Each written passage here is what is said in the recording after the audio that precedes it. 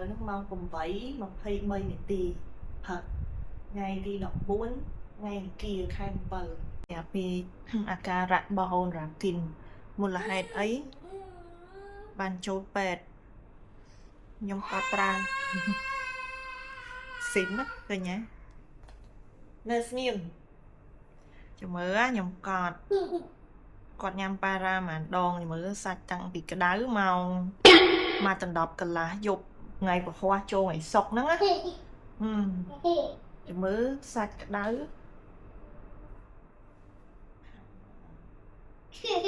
ឆ្លោះគ្នាតែមួយកូនទេនិយាយត្រង់ហ្នឹងយើងធ្វើអីអត់កើតទេឲ្យឃើញវីដេអូស៊ីមចាំមើលមកដណ្ដប់កន្លះម្ដងបន្ទាប់មកម៉ោង6កន្លះព្រឹកម្ដងទៀត2ណាមិនចឹងហើយម៉ោង3ថ្ងៃដៅដល់40ហ្នឹង3ដងបន្ទាប់មកទៀតម៉ោង9ល្ងាច4ដងហើយម៉ោង2ថ្ងៃ2ភ្លឺម្ដងទៀត7កន្លះព្រឹកម្ដងទៀត3ល្ងាចម្ដងទៀតតមកទៀតម៉ោង9យប់ម្ដងទៀត7កន្លះព្រឹកម្ដងទៀត9ដងឲ្យប៉ារ៉ាដង9ដងច្រើនដែរចន្លោះឲ្យហ្នឹងគឺក្តៅពី4ទៅ6ម៉ោងក្នុងចន្លោះហ្នឹងបើគាត់នៅតែក្តៅគឺខ្ញុំនៅបន្តឲ្យប៉ុន្តែចង់បានន័យថាយើងព្យាយាមស្អំជូតខ្លួនជូតអីយកកម្ដៅចេញរហូតពីព្រោះអីពេលធ្លាប់និយាយថាថ្នាំប៉ារ៉ាហ្នឹងគឺអាចប៉ះពាល់ថ្លើមកូនគេប្រើច្រើននឹងបានទេអាហ្នឹងបាត់ពិសោធន៍ដែលខ្ញុំបានពីពេទ្យអញ្ចឹងពេទ្យ recommend ថាបើគាត់37អង្សា37 1 37 2យល់ល្អកុំប្រើល្អជាងយើងសុខចិត្តជួយខ្លួនគាត់វិញដល់គាត់ក្តៅដល់38ឬក៏នឹងឲ្យឡើងដល់38អីចាំប្រើថ្នាំទៅតែអាហ្នឹងមិនមែនកុំធ្វើតាមខ្ញុំទាំងអស់គ្នាវាអាស្រ័យលើកូនយើងដែរបើកូនយើងទ្រាំបានយកទៅពេទ្យហើយខ្ញុំឃើញថាសេវាកម្មពេទ្យល្អដំរីណានិយាយទៅការញ៉ាំការអីវាស្រួលវាមានមហូបកំងបានពីក្រោមមកចឹងទៅវាចង់ថ្ម10ល្ងាចហើយ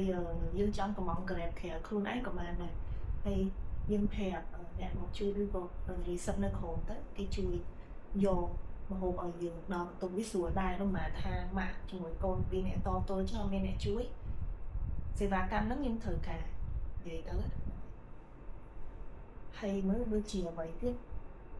ការតាមដានរបស់ពេទ្យមានអីរបស់គេល្អតា2ទៅ4ម៉ោងពេទ្យមកវាស់កម្ដៅកូនយើងម្ដងនៅមកម្ដងហើយជារៀងរាល់ថ្ងៃបើពេលដែលឆ្លងថ្ងៃអញ្ចឹងដុកទ័រគេមកសួរនាំអាការៈចេញពីពេទ្យបានទៅឬក៏នៅបន្តអញ្ចឹងយើងពិភាក្សាvớiពេទ្យទៅអញ្ចឹងសាច់នៅក្នុងពេទ្យនេះគាត់ចាក់ថ្នាំសាស3ដូសគេចាក់រៀងរាល់ពេលព្រឹកណាពេលចូលមកភ្លៀងគាត់ចាក់យប់ម្ដងឯណាភ្លឺឡើងចូលថ្ងៃទី2ហ្នឹងម៉ោង5ដូចបានឃើញវីដេអូក្នុងវីដេអូអញ្ចឹងគេចាក់ព្រឹកបន្ទាប់មកទៀតចូលមកថ្ងៃបន្តគេចាក់ពេលព្រឹកអញ្ចឹងគាត់ទទួលថ្នាំសាសចាក់តាមសរសៃ3ដូសបាត់ពិសោធន៍ថ្នាំសាសគឺគេអត់អាចចាក់តាមសរសៃលេរិចនៅចំនួនរបស់គាត់ហ្នឹងទេគឺគេត្រូវការឲ្យយើងបញ្ចូលតាមសេរ៉ូសុំលើទូរស័ព្ទពិសិដ្ឋណាចង់និយាយថាចែកអធិស្ឋានផងទូរស័ព្ទរវល់រហូតហ្មងនាងខ្ញុំអញ្ចឹងវីដេអូហ្នឹងក៏អត់មានអីវែងឆ្ងាយដែរគ្រាន់តែចង់ប្រាប់ពីបទពិសោធន៍ដែលកូនឈឺទៅប៉ុណ្ណឹងហើយអានេះថ្លៃគេងពេទ្យរបស់គាត់ពីយប់3ថ្ងៃហ្នឹងណាហើយឃើញហើយស្រើចាអរគុណដែលបានទស្សនាបាយបាយ